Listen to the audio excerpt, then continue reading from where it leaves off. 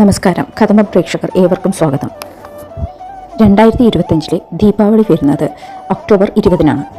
ദീപാവലി ദിവസം ബ്രഹ്മമുഹൂർത്തത്തിൽ എണീറ്റ് ഗംഗാസ്നാനം ചെയ്താൽ നമ്മൾ അറിയാതെ ചെയ്ത പാപങ്ങളെല്ലാം ഇല്ലാതെയാകും എന്നാണ് വിശ്വാസം. ദീപാവലി ദിവസം നല്ലെണ്ണ തേച്ചാണ് കുളിക്കേണ്ടത്.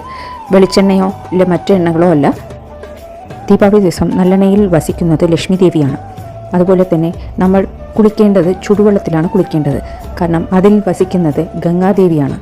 അതുപോലെ തന്നെ നമ്മൾ കുളിക്കാൻ വേണ്ടി ഉപയോഗിക്കുന്ന ശിക്കക്കായിൽ വസിക്കുന്നത് സരസ്വതി ദേവിയാണ്.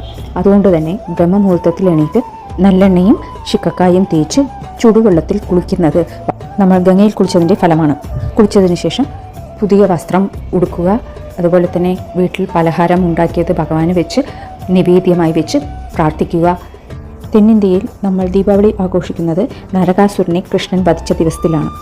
വടക്കേന്ത്യയിൽ രാമൻ അയോധ്യയ്ക്ക് 14 വർഷത്തിന് ശേഷം തിരിച്ചു വന്നതിനെയാണ് ദീപാവലിയായി ആഘോഷിക്കുന്നത്. ചില ഭാഗങ്ങളിൽ അത് ലക്ഷ്മി പൂജയായിട്ടും ആഘോഷിക്കുന്നുണ്ട്. നമ്മളുടെ ഉള്ളിലുള്ള തിന്മകളെ ഇല്ലാതാക്കി എന്നും നന്മയുണ്ടാകാൻ പ്രാർത്ഥിക്കുക എന്നുള്ളതാണ് ഈ ദീപാവലി ആഘോഷത്തിൻ്റെ പ്രത്യേകത. ദീപാവലിക്ക് നമ്മൾ പടക്കങ്ങൾ പൊട്ടിക്കുന്നത് വെറും ആഘോഷത്തിനല്ല, അതിനേക്കാൾ ആഴമുള്ള ആത്മീയ അർത്ഥവും ഉണ്ട്.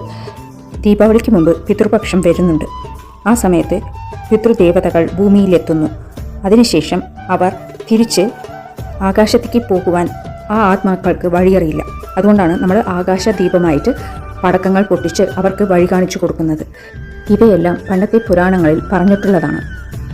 ഏവർക്കും സന്തോഷവും സമൃദ്ധിയും ഉള്ള ദീപാവലി ആശംസകൾ നേർന്നുകൊണ്ട് നിർത്തുന്നു. നന്ദി, നമസ്കാരം.